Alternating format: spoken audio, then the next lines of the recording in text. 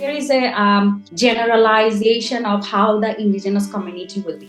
2013, when we started, there was maybe like 2 or 3% indigenous person who will say that I'm feminist. You will see everywhere indigenous women are saying that I'm feminist, and very proudly. Indigenous men are saying that we are feminists. Our culture, our custom in the South Asian countries is very, very similar.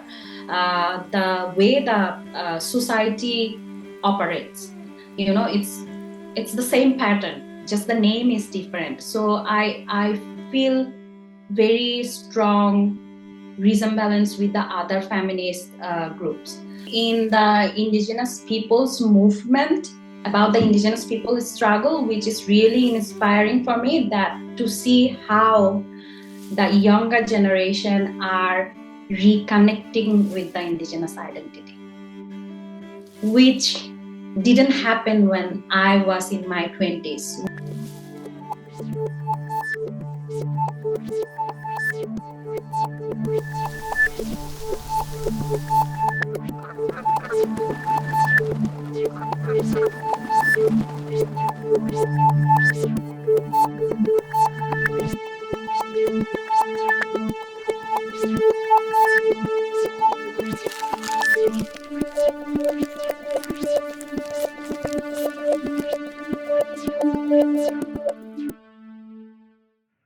My name is Muktasree Chakma. Although I have the Chakma title, my mom is actually from Bengali community. So I come from a cross-cultural background. Because of the patriarchy, I bear my dad's title, and I'm very proud of both of my origin as an indigenous person and also as a Bengali person.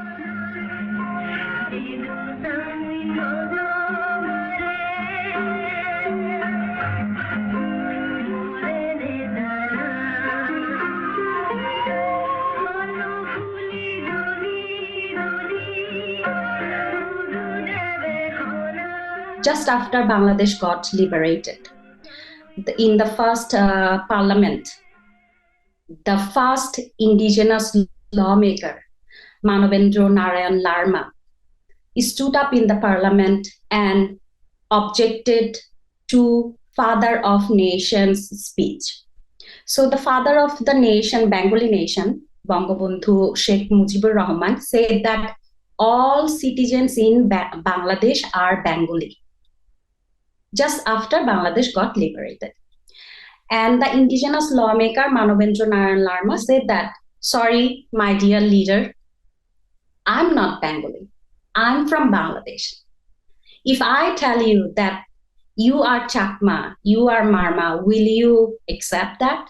So don't expect me to accept that I am going to be Bengalis. And, you know, Bangladesh was just liberated and the hype was very much Bengali nation, love for Bengaliness, and we just got liberated. So nobody paid any heed to M.N. Larma's speech, and he ended up walking out from the parliament. And then after 75, so the parliament session happened in 72. After 75, there was 20 years long armed struggle with the indigenous people and the Bangladesh government. And both sides lost so many human life, and other casualties also happened, just because we were not accepted with our own identity.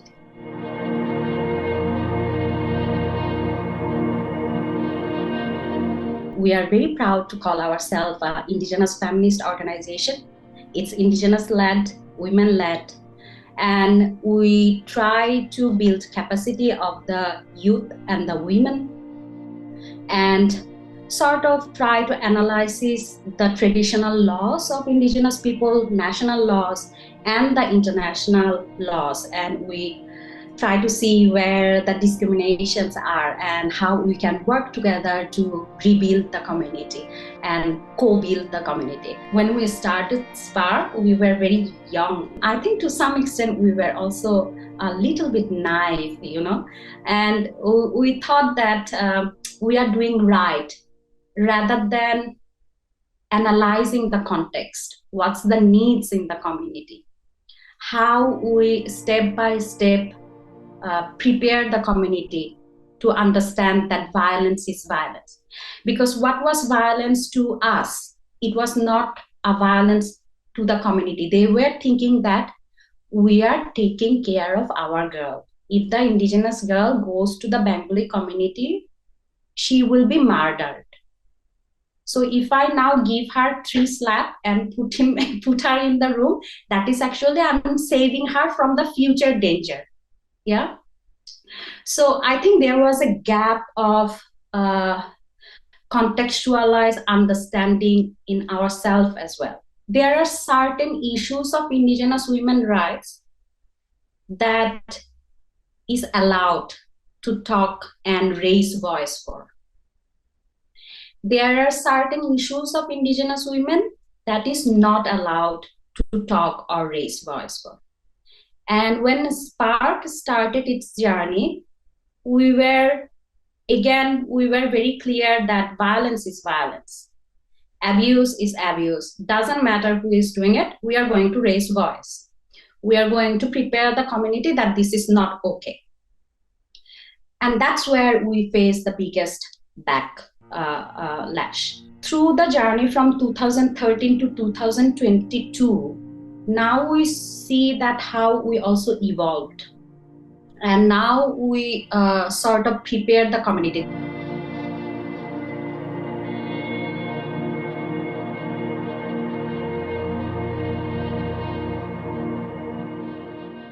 2013, when we started, there was maybe like 2 or 3% indigenous person who will say that I'm feminist. You will see everywhere indigenous women are saying that I'm a feminist, and very proudly. Indigenous men are saying that we are feminists.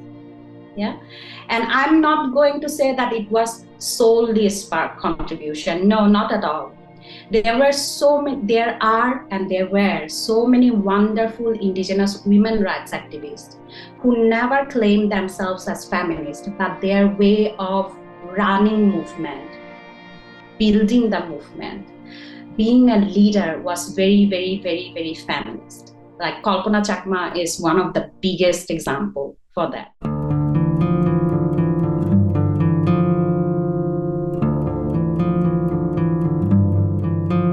So the generic construction by the Bengali nation is the indigenous man will be, beardless. You know, they have less hair on their face. Yeah, that's a very typical. They will be short. They will have a feature of is that called Mongoloid feature? That, you know, small eyes, flat nose, straight hairs, very silky hairs, that sort of feature indigenous man will be having. And also indigenous man usually looked at as either they would be very timid, you know, like no manlyhood at all, or they will be looked at as a savage person, you know, who doesn't care about the whatever civilization means, you know, and there is no in between. Like they either have to timid or they are very savage. And there is a term they call jongli. Jongli comes from jungle. So the jungle is forest. So whoever lives in forest, they are the jongli. And also, when I'm talking about there, now it's not only about the indigenous man. Indigenous men and women, they think that we are uncivilized. They specifically say Oshobho, Borbor. So Borbor is barbarian and the Oshobho is uncivilized. So there is a generalization of how the indigenous community will be.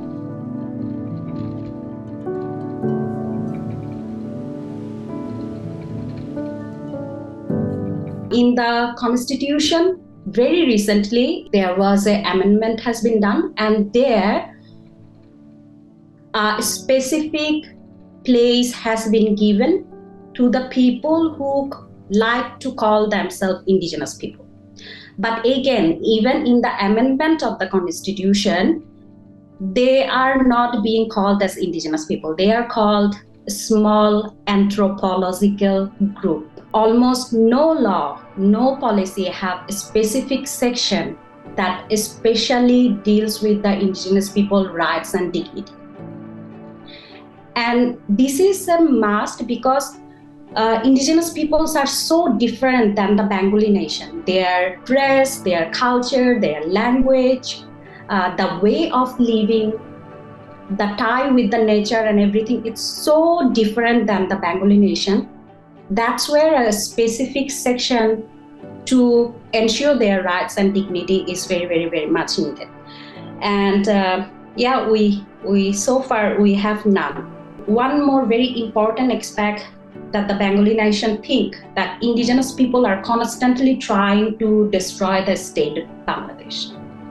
Like they are the separatists. They want to separate Bangladesh. They want to separate the Chittagong Hill Tracts from Bangladesh. And they are constantly in conspiracy with other states so that the sovereignty of Bangladesh can be destroyed.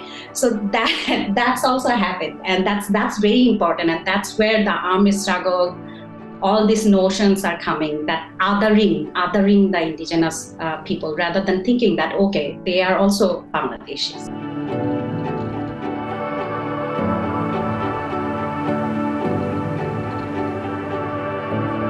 The culture of impunity is very, very much prevalent in Bangladesh and in any other South Asian country. The other thing is occupying their land and resources. And I actually think all these other thing, that culture of impunity, non-recognition of indigenous people, the main reason is indigenous people's resources are land. And when I say resources, I not only mean the land, forest, and the river, hills. I mean resources about the indigenous knowledge as well. Resources of having a vibrant culture that the mainstream community maybe don't have as vibrant as the indigenous community. The language, or even just understanding how the Mother Earth works, how the nature works, like which leaf is a medicine and which leaf is a poison, So that sort of things are being occupied or being corrupted. The indigenous knowledge is being corrupted by the capitalism, globalization, and nationalism. Also, there is another thing, that there can be some resources available which are banned. Like in Bangladesh, a report was published on how the militaries are occupying the indigenous people's land, how they are building resorts, camps, and everything. And that report was published by IBGIA. That report is banned in Bangladesh.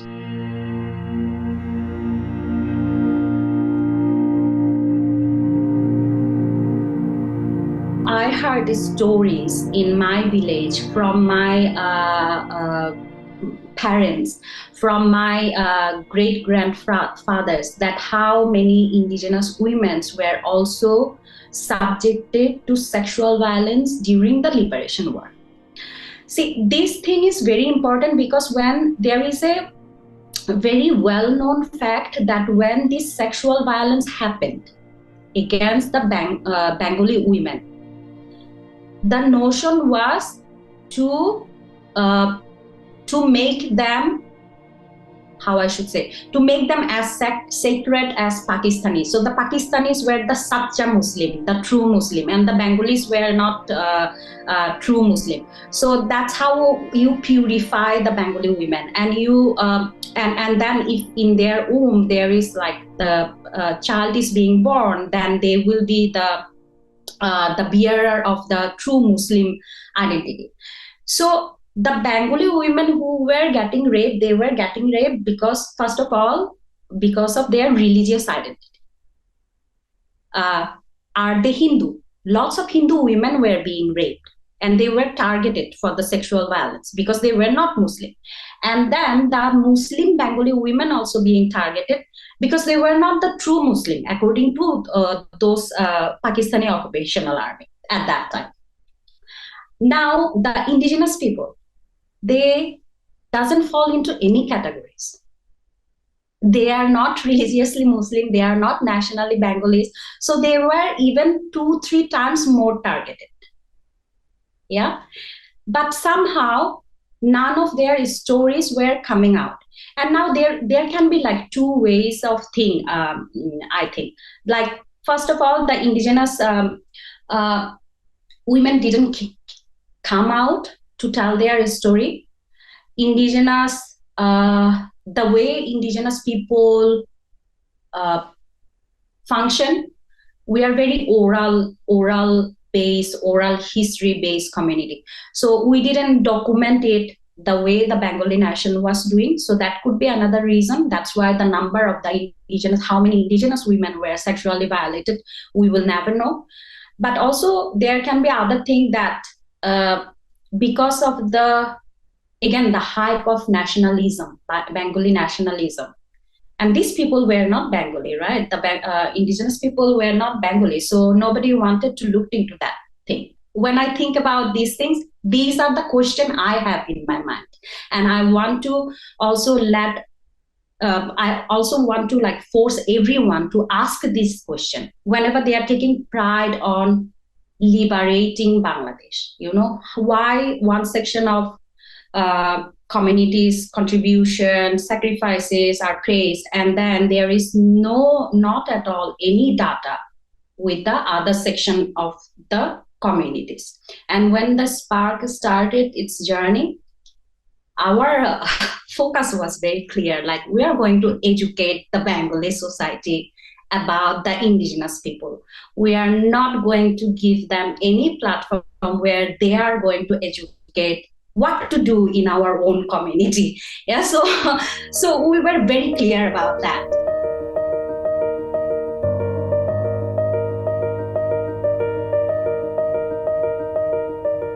In the indigenous people's movement, or about the indigenous people's struggle, which is really inspiring for me, that to see how the younger generation are reconnecting with the indigenous identity, which didn't happen when I was in my 20s. We were very much focused on putting ourselves as the high standard of as a Bengali nation. You know, our dress were Bengalinized. We were, my accent, that why I'm being called that, you know, I don't speak like indigenous person, because I was taught that this is how you become civilized, you know. So I was sort of moving away from my indigenous identity and trying to polish myself more to fit into the mainstream community.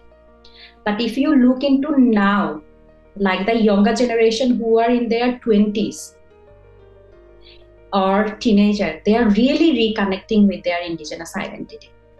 And they are very, very politically aware.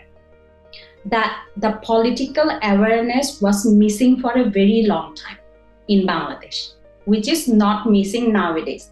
So I think that's really inspiring for me. Although I don't feel strongly about the South Asian identity, but that's where it matters. Our culture, our custom in the South Asian countries is very, very similar.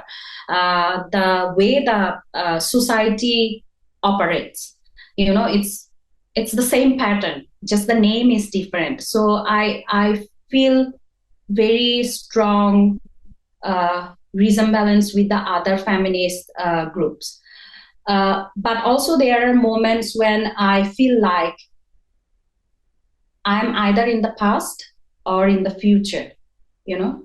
So when before COVID, I used to go to lots of feminist conferences. And I had the opportunity and the privilege to hear lots of feminist speech, yeah? Like they were talking about sharing their stories and stuff. So if Hajara women from Afghanistan, sharing her experience. I feel like I'm in the future, I saw it in my mother's life, in my aunt's life, what she is facing in her life now. But at the same time, when the Nepali indigenous women will be talking in the same conference, I will feel like that I'm in the past, now they have this right. So that was very interesting to just to have the journey and to transfer my soul to those feminist South Asian feminist sister body, and just feel like it's the same journey. We are just in different places in different time zone.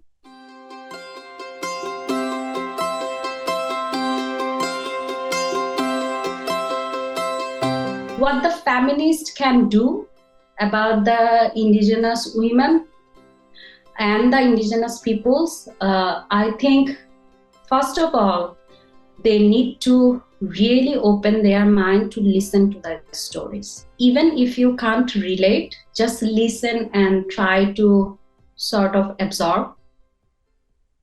Don't even try to understand it. I think, try to understand it also a very, problematic thing. Just listen and then maybe just try to hear or give the space. Right now, we don't have the space. When you are calling the indigenous women to your movement, to the bigger movement,